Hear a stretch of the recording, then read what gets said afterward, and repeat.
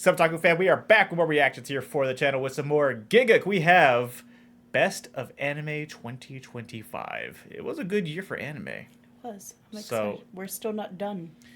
No. All the season 2s that just dropped. Look, you guys saw our community post. We're gonna react to them. It's gonna be a minute.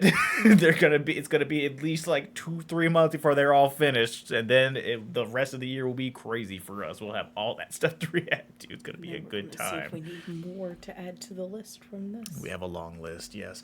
Be sure to comment, like, subscribe, check out the Patreon link down below for full and cut reactions to TV shows, animes, and movies. Let's hop on in. 2025 was a year of turbulent times, uncertain futures, but if there was one thing I could rely on to pull through, of course, it was anime.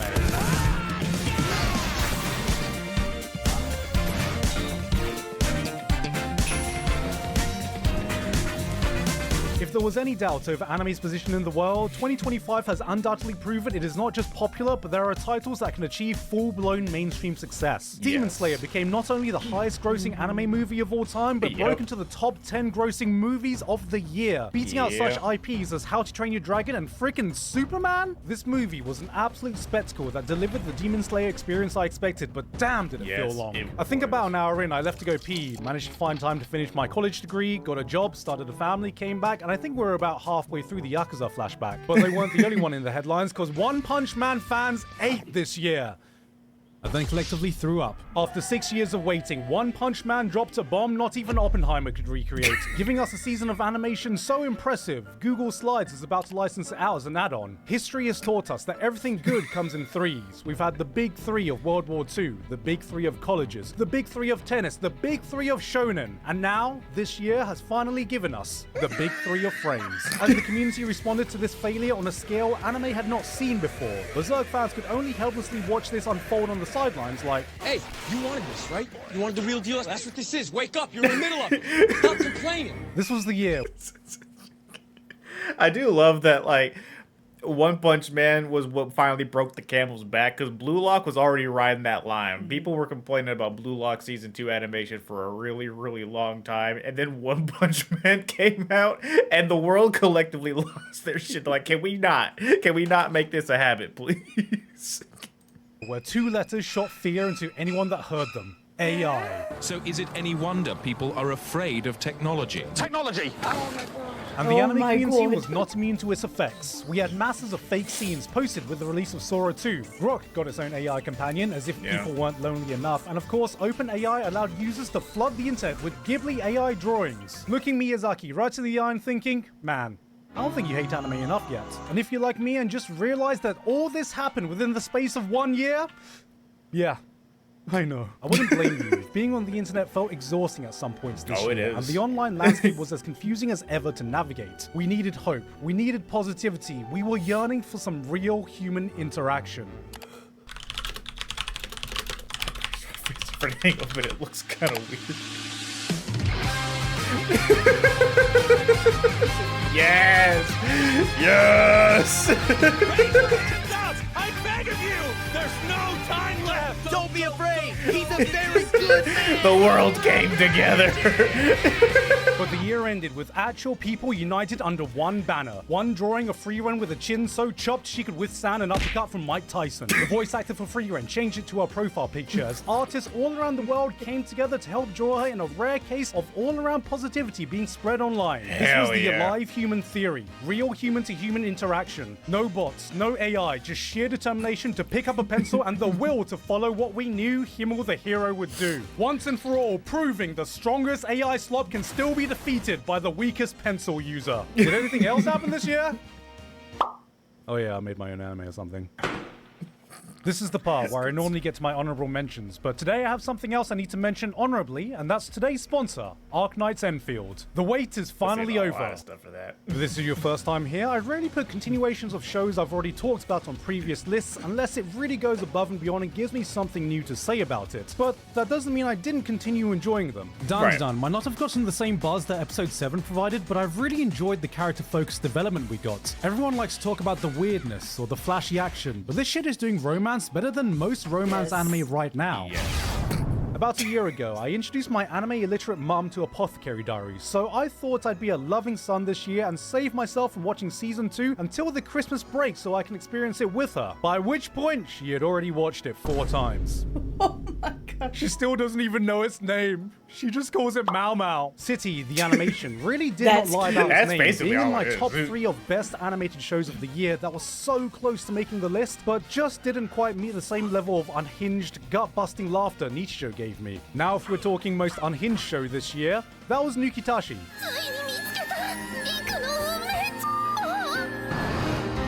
I would love to talk about this one more, but the amount of frames I'd be able to get away showing here would equal that of an episode of One Punch Man 3. Solo leveling. Now I know you're going to ask me about this, so let me just set the record straight.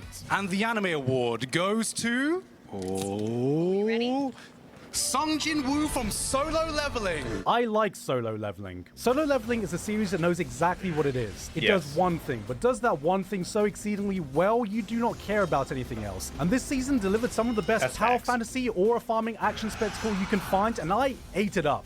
But that doesn't also mean I think it's the best anime, or has the best main character. To me, this is not a 3-star Michelin dish, it is a McDonald's chicken nugget, for the best fucking nugget you've tasted in your life. And who wants to live in a world without nugs? Facts. No.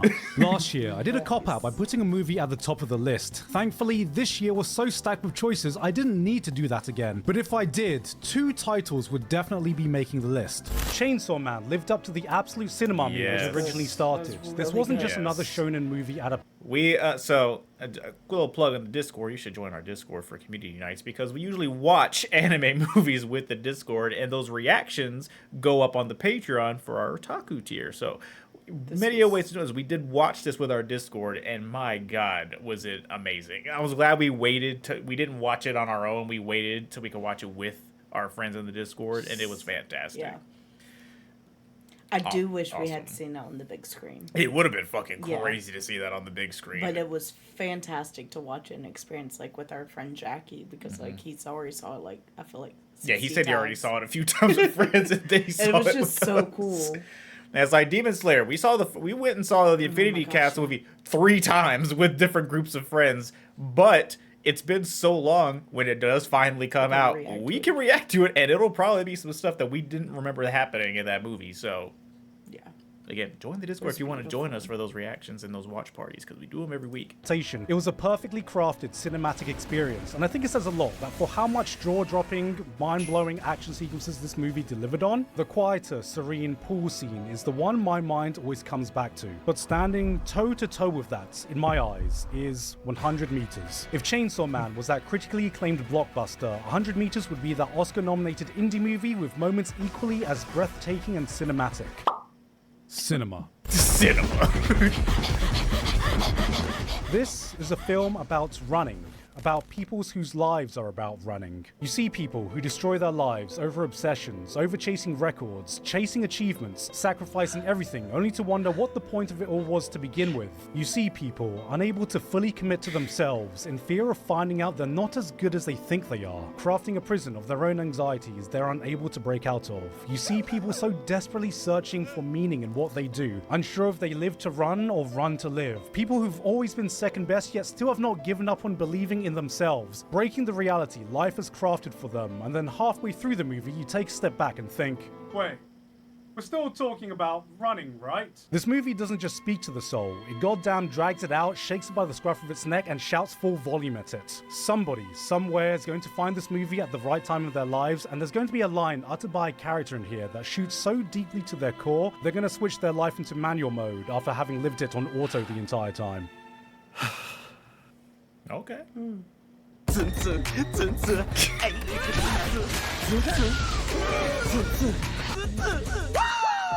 you ever... Listen, This is fantastic, too.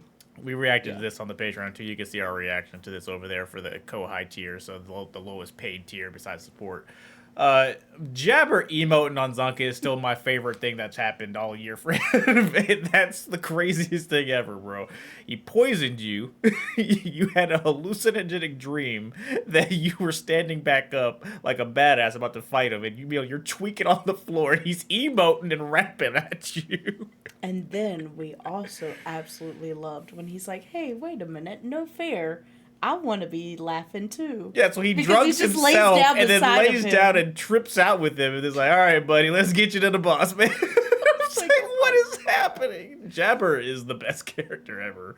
Oops. Feel like if you watch enough anime, so many of them don't just start looking the same, but also start to feel the same. Gachiaka spits on that, taking pre-established conventions and says, nah, I'm gonna do my own thing. This is set in the world of trash. Taste. But unlike the latter, there is absolutely nothing garbage flavor about presenting one of the most insane worlds shonen has to offer. Have a look at these characters. Now, unless you've already seen them, you might not be able to tell that these are 5 characters from 5 completely different shows. They're the same picture. Now take one character from Gachiaka. Not only will you never be able to mistake the show they're from, but their style, their Facts. attitude, how they carry themselves, everything about them screams expression that you know exactly what type of personality they have. Now multiply that by all the minor characters you'll ever see. Gachiaka has a design philosophy that permeates every single aspect of the show, creating a visual language with a vibe that is absolutely unmatched. Neon lights flood the back alleys, the streets are crude and gritty, with a stench that almost permeates through the screen. Graffiti plasters every wall you walk past. The world doesn't just feel lived in. Every little detail exudes a sense of character that communicates a story to you without having to utter a single word. The author teamed up with a real graffiti artist to help craft the art behind it, which just adds that hell yeah. layer of authenticity to its visual identity. And also, just look at her. She is a character in her own world. Then you have the power system. It's trash. Parentheses affectionate. Having a system where objects treated with love and care are imbued with powers is not only original, but serves as another vehicle for characters to express themselves. It's the only show where you'll see characters use scissors, umbrellas, gloves, hair cones, and glasses as weapons, but then you start to wonder, why is that object this character's vital instrument? What does that say about their personality, their backstory? Which objects do I have that define me? It's ideas like this that feed your imagination to the possibilities it opens up, and that's what I felt watching Gachiaka in its entirety. It might not be the most polished shonen of our generation or have a story that pushes it to new boundaries, yet I constantly found myself hitting that next episode just so I could spend a bit more time in the insane world it created. The Lord and Master of Luna Mountain! Tell us bad news! We need to hustle! Too far away! What happened over the past millennium? And what is it that brings them here?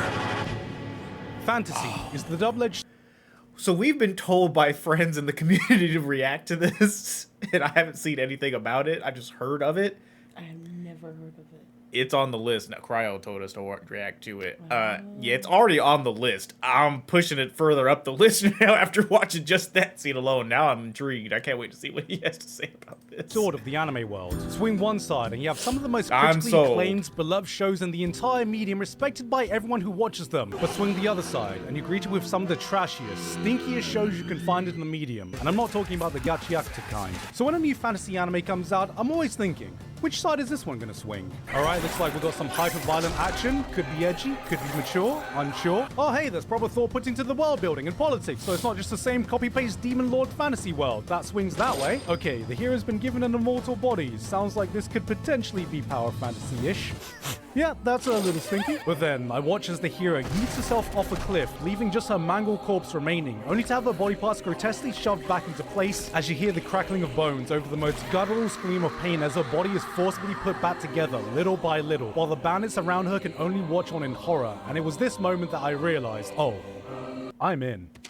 Approved! Princess is the kind of brutal dark fantasy show I've been missing. Not a full-on masterpiece like Berserk, but just a fun show that takes itself just seriously enough. You have a protagonist that is heroic and kicks ass without being annoyingly idealistic or stupidly overpowered. Also, thank God. she has an eye patch. The world and power system isn't just copying off every Can't other get the power eye fantasy patch. out there. The protagonist has an eye patch. The violence is gratuitous while being purposeful and setting the tone of the story. You can see the hallmarks of what could have turned into an edgy fantasy, slavery, prostitution, but then you're reminded that anime can actually treat these subjects with the weight that they deserve. It's not always for the faint of heart, but it's the kind of grungy 90s fantasy show anime hasn't seen in a long time. She's got a goddamn eye patch!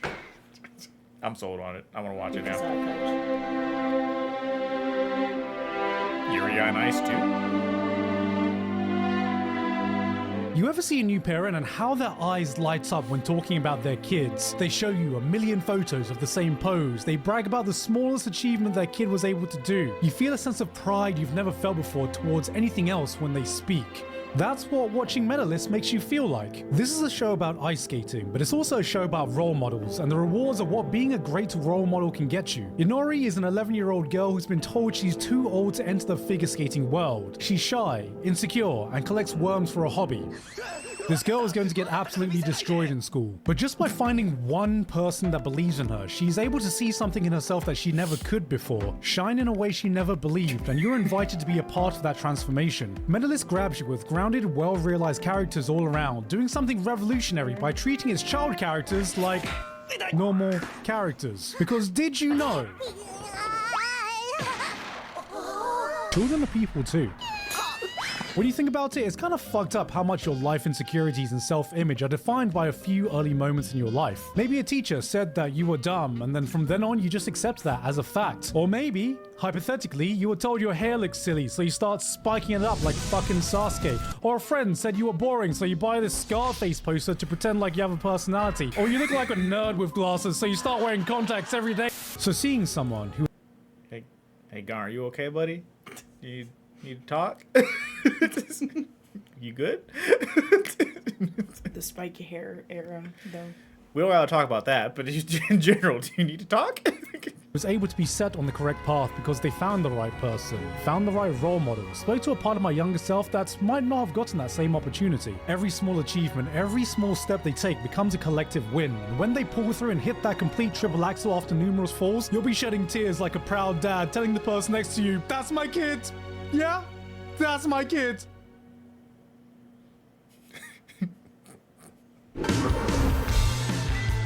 Yes! Yes, sir. We reacted to this one as well.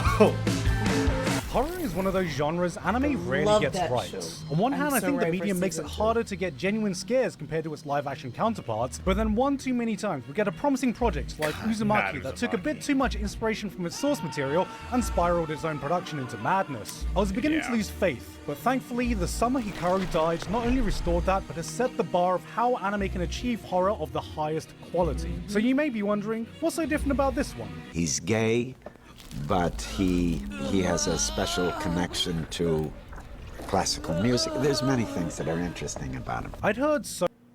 I'm glad he said it, because I was gonna say the show is basically body horror meets demon worship meets these boys are just gay and don't want to admit it. that's the entire thing.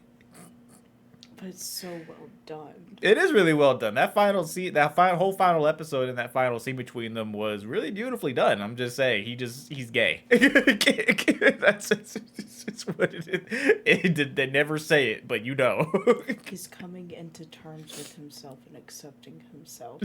Even though and he needed a demon. Yeah, they base it all off of accepting allow him his to friend love who's been himself. taken over by the demon as the way of quote unquote accepting. It's like, no, you're the one that needs to be accepting what I you feel. just am ready for season 2. Yes. So many great things about this manga, but I watched the anime knowing nothing about it. I wanted to go in raw, and apparently, so did they. And within the first few minutes, it's evidently clear how this show succeeds where so many others have faltered. Almost immediately, you are drawn in with this eerie sense of dread that crawls under your skin and doesn't let up. Every scene oozes a sinister air as thick as the summer humidity you're watching on screen. It's not about jump scares, it's the ghastly imagery that gives you a peek into the eldritch horrors that lay beneath the shadows. Horrific entities brought to life with haunting arts that make the hair on the back of your neck stand. Atmosphere is why this is a masterclass of animated horror. Behind all that, though, is a succinct exploration of grief and love between two bros that is 100%, undeniably, categorically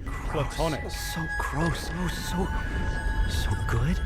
Hey, yo, what the fuck? I mean, just look at this man. He's so straight, he's about to have sex with another man, so he knows what the woman he goes on dates with will feel like. But you know, when you have a Lovecraftian nightmare creature wearing the skin of your dead friends, you first gotta figure out so many things. What is it? Is it dangerous? Does it come in peace? Or just you? You know, maybe Michael's gay, maybe he's not. He is. It's really This has been on our... This was on our list to react to, and the senpais did not vote for it. Twice. It was on a poll twice, and nobody They were voted like, for it. yeah, no, you don't want that one. So, it apparently made Gigguk's here's top 10, and y'all didn't want us to watch it, so... We all wrong about this one too. There have been times. Just saying.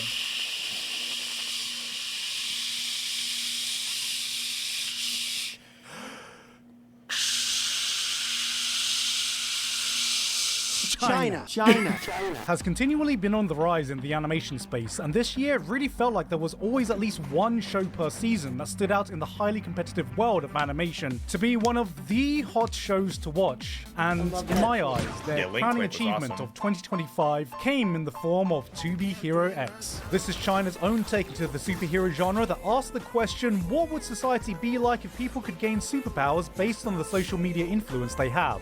India is now a world superpower. OnlyFans is more powerful than Disney. But in the world of To Be Hero X, anyone can gain superpowers as long as you are able to convince the masses to believe in you. Trust is how you gain power in this world. People's mass perceptions dictate not only who becomes a superhero, but the types of powers they get and the life they lead. There's Furman, a firefighter who saved a young girl from a falling ceiling that went viral, gaining him the power of incredible strength and invulnerability at the expense of never being able to take a proper shit ever again because he can never bend over thanks to his immovable image. Then there's this guy. He got his powers from a League of Legends chat lobby. The risk with a series like this is that you lack a central protagonist to be able to follow the story through, but it more than makes up for it by being able to explore a multitude of interesting ideas with the premise that they've set up. Not every story is as equally compelling as the next, but every hero is wholly distinct both thematically and visually. Slowly but surely, you are able to piece together the timeline of events and see it all come together at the end. And if that wasn't enough for a reason to watch it, then there's also Hero X, who has the interesting ability to run through a season's worth of animation budget every time he snaps his fingers. Outside of the unique world setting and power system, this has some of the coolest action sequences I've seen in an animated TV series. And if that still isn't enough for a reason to jump on, watch it because the creator's a pretty cool guy also. I don't know where I heard that one from. Of course there's a lot of misery, but it is the same misery that is all around us. The trees here are in misery and the birds are in misery. I don't think they sing, they just screech in pain. Yeah. I remember the first time I watched the movie I felt like that was one I wanted to see, but also yeah, I wasn't sure if I wanted to see because you mentioned it was at some point during the year we were talking about shows to react to or put on a poll or something, and you brought it up, and I was like, I'm down to watch it too. But I was like, just so you know, I heard it's really, really fucked up. Yeah. Like, hard to watch fucked up. And you're like, ooh, maybe we don't. And then we just never went back around to it. So, I mean, it's still on the table. I think we're going to see now how bad it gets, at least on a surface level. I think that's one of those where it's like, maybe we'll try it not as a reaction, just in case that's not something, that I can watch. Requiem for a Dream, a movie so shockingly powerful that it disturbed me to my core, yet allowed me to experience emotions few pieces of fictions had been able to make me feel. Its message has left an imprint on me that remains to this day and continues to be one of those films I'm glad I experienced but never wanted to watch again. I said exactly the same thing to myself after watching Takopi's Original Sin. This is one of those shows that leaves you completely drained, giving you the sinking feeling that drops down to the pit of your stomach at the end of every episode. Genre? Drama? No, this is a straight-up horror anime for your emotions. It's about an alien, Takopi, from the planet Happy. All he wants to do is spread smiles and happiness without a single shred of negativity. He's the type of guy who'd hear about a racism problem and try to solve it by running. Now pair him with the Trauma Trio, 3 kids whose collective future therapist bill would equal the GDP of Norway. That's right. Hey, little buddy, how are you doing? Oh my god! Whoa, whoa, whoa, whoa, whoa, whoa! Oh my god! Whoa, whoa, whoa! It's Japanese Smiling Friends. This is a series that wastes no time into throwing you into the absolute deep end of emotional trauma and letting you sink further from there. Watching the first episode of Takopi is like...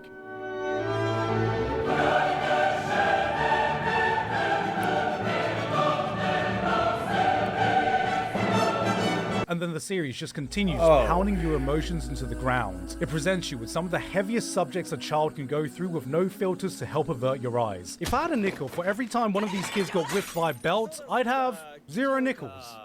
Because their parents used a fist.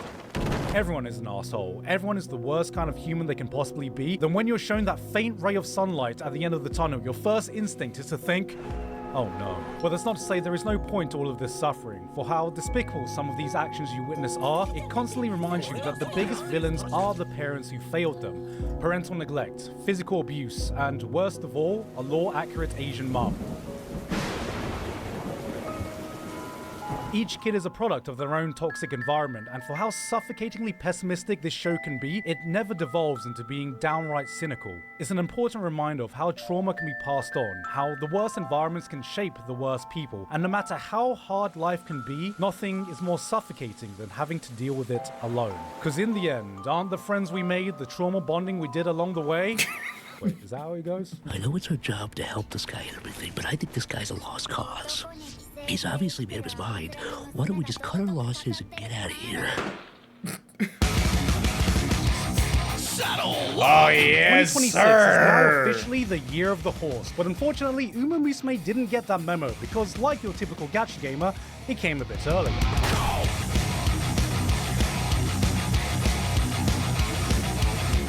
This was the year the internet collectively fell into the Uma Musume rabbit hole, and Cinderella Grey embodies every damn reason of why this franchise became a global phenomenon. This was the highest intensity, no bullshit, all-action sports anime to come out in 2025, delivering that level of jump-out-you-seat hype in every single episode you put on. You are given little room to breathe, going from one race to the next, every match injecting that burst of adrenaline your body starts to crave. If you were living under a rock last year, yes, there is a gacha game of the same IP, yes, this is anthropomorphized horse girls running against each other based on real historic races in Japan, which I've already talked about when I covered the show last month, but you don't need to know any of that to enjoy the spectacle it delivers.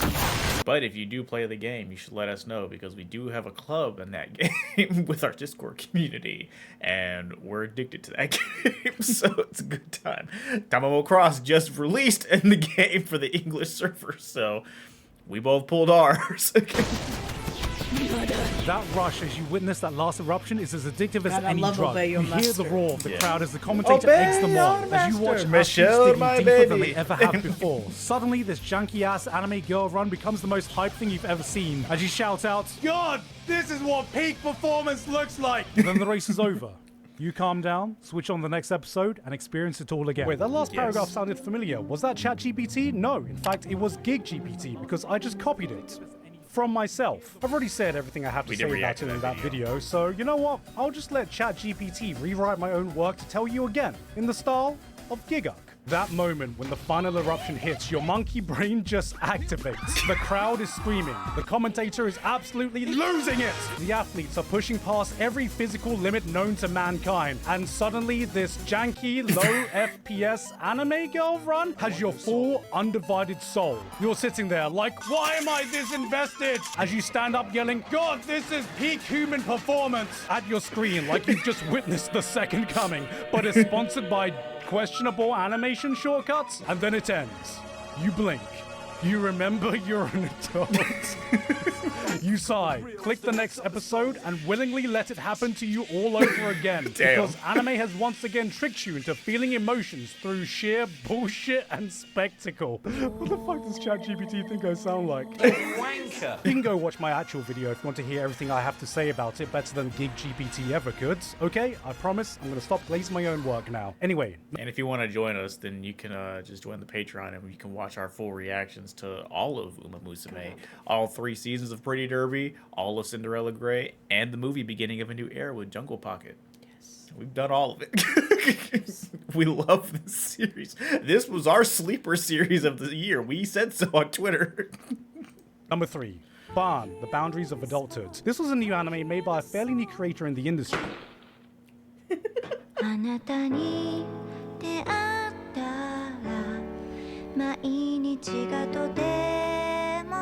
Apocalypse Hotel. Attention spans are fucked. Memes are incomprehensible. I can't be the only one who feels like every day I see something that makes me lose IQ until my last remaining brain cells are stuck there on life support, powering the last bit of sentient thought I have. But this year, there was no show that healed my soul more than watching Apocalypse Hotel. In an era of brain rot, this one gave me pure brain ripe. Apocalypse Hotel is a different kind of slice of life. It has all the hallmarks that make up the genre. A quieter, subdued approach to storytelling, charming characters, a whimsical, bright air that complements its calming atmosphere. And then you keep watching. But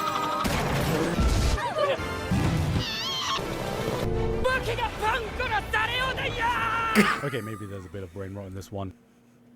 Huh. Well, maybe I was gonna say it looks like a much better version of a bed and breakfast for spirits, and I take it back. So don't even worry about it. I take Power back Rangers my fighting comment. Kangaroo Thanos, a fucking mech battle in the middle of a desolate cityscape. You can put on an episode and have no idea what kind of unhinged shenanigans you're going to encounter next, but behind the chaos and the laughter, it constantly delivers a story with a heart few series are able to reach. A door-opening robot that fails at opening doors, a hospitality robot with no one left to serve, a hotel that opens to a place with a population of 0. This is a world with no meaning, where characters are forced to find their own.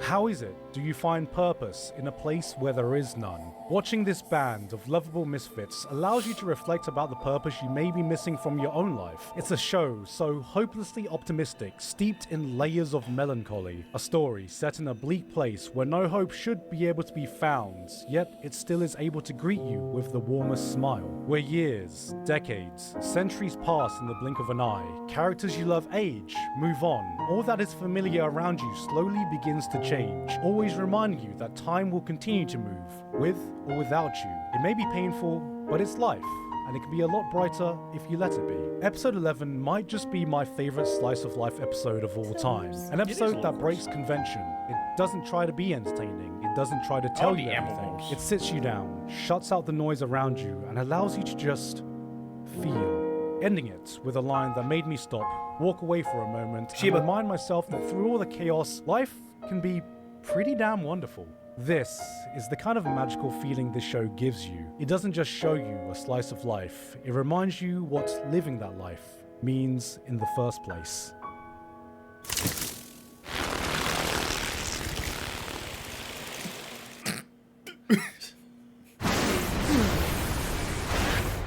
Was this supposed to be the end?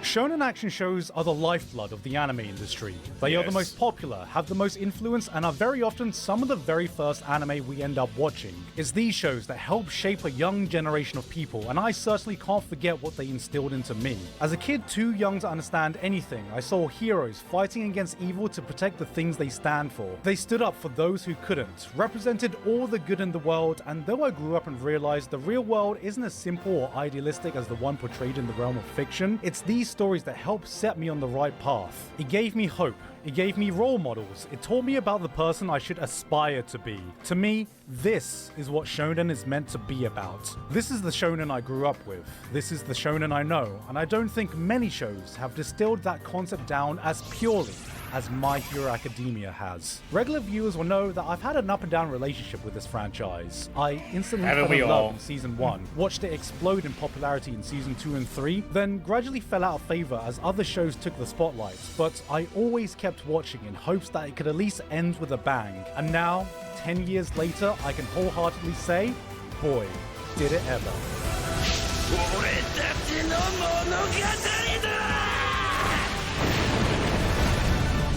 This final season delivered a spectacle worthy of the legacy it will leave. And now that it's all over, looking back, I feel like My Hero Academia came out in a strange transitionary period. In a time where its contemporaries were getting darker, getting weirder, getting bloodier, it almost felt like MHA was the squeaky clean, straight-laced student in a classroom of delinquents. And yet, it managed to achieve what so many long-running series have failed to do. For after 10 years of characters, action, drama, and development, it was able to close out standing tall, shouting a clear and concise message for the world to hear that stayed completely true to what it always was. Anyone can be a hero. Anyone should try to be a hero, even if it's just for the people around you. It's hopeful. It's optimistic. It's somewhat maybe cheesy, but it is very My Hero Academia. This may not go down in history as everyone's favorite show, but I will remember it as a testament of what the beating heart of shonen should be. We will always need heroes. We will always need hope. We will always need a story like this. And at the end of this era,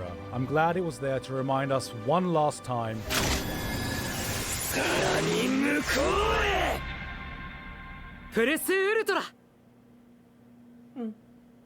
Fair enough.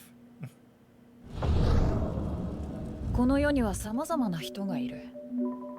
こんなに大勢いるのに誰一人同じ人はいない。そりゃ争いは絶えないでしょ。何度でも Oh, really?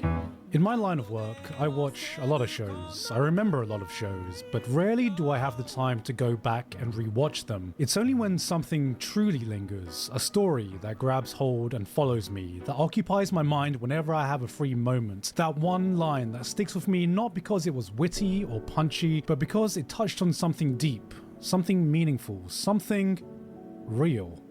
I've rewatched Orb on the Movements of the Earth more times this year than any other shows from the past 10 years, and yet I am still as moved, as awestruck, as absolutely mesmerized as the first time I watched it. Why am I telling you all this?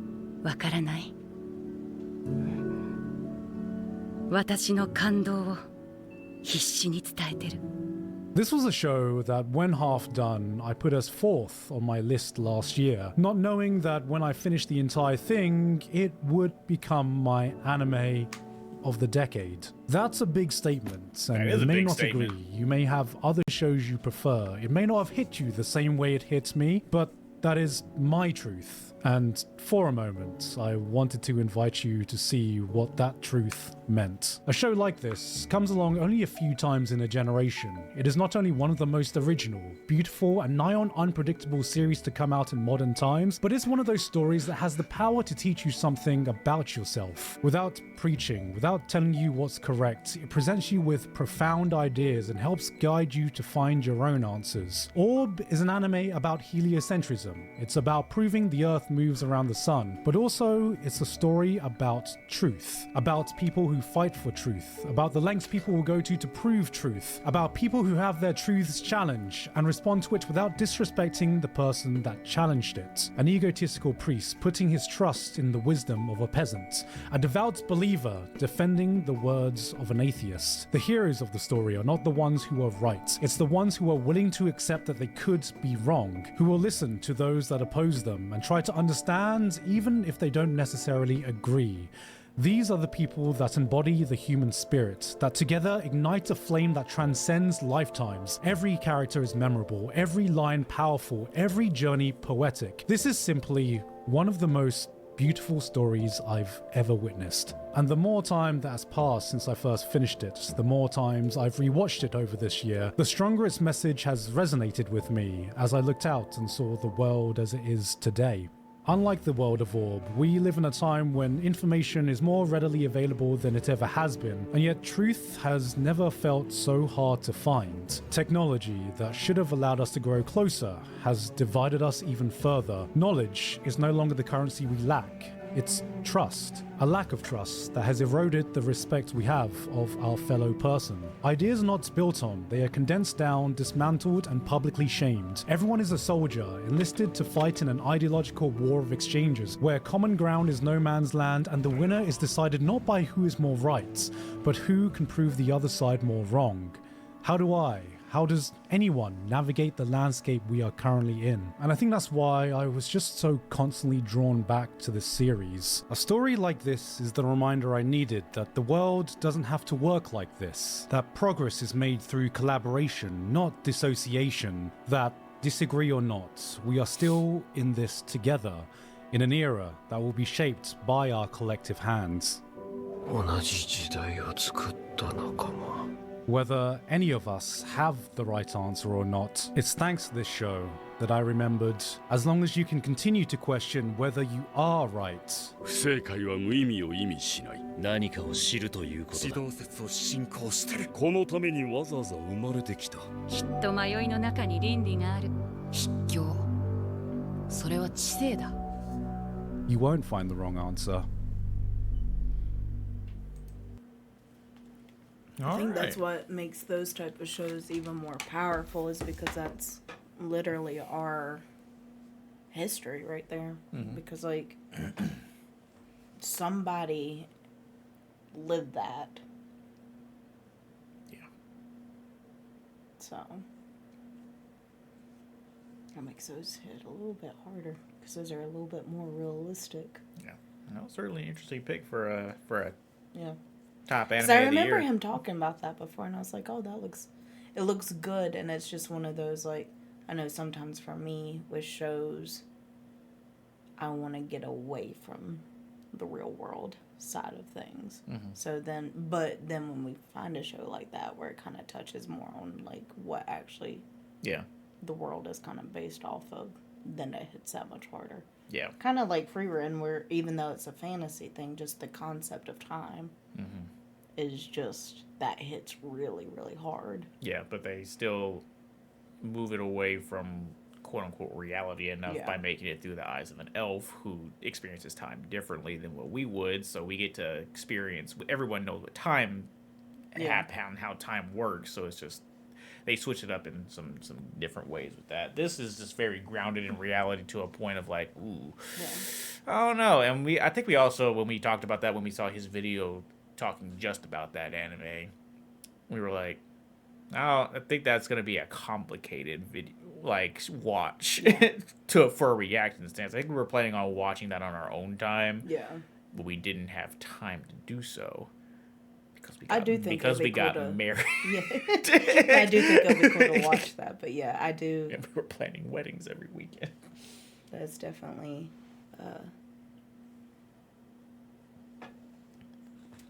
That's history. You know, religion versus science, and vice versa. Faith versus what you can physically see versus what you cannot see, and proving that. And instead of working together and being split off. And that's literally how history became a thing. Y'all be sure to let us know how you feel about this list. What would you put as your #1 anime of 2025? Let us know down below, and we will see you for the next video. Bye.